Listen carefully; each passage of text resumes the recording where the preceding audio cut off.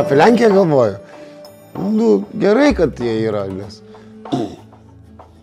kažkaip, jeigu nebūtų Lenkijos, tai kas gyvėtų jų būtų.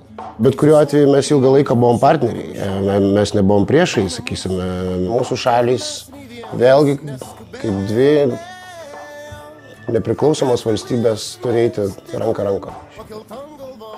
Širdis širdin.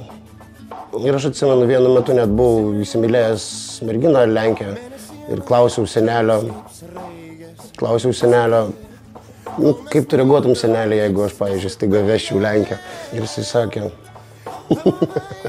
moterys tai jų gražios.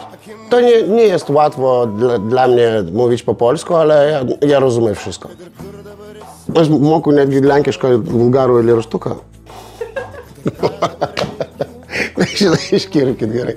Aš atsimenu lenkiškus filmukus.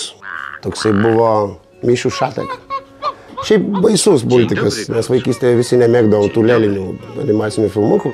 Ir pabaigoje jis visą laiką atsisėsdavo ant savo lapytės ir sudainuodavo tokią dainelę. Jestem sobie mały miś, gruby miś, znam się z dziećmi, nie o dziś. Ir tada jis pasakydavo, dobranoc, dzieciaki. Dobranoc. Ir išjungdavo šviesą. Kiekvieną aplaistyt, dušo pod kojom.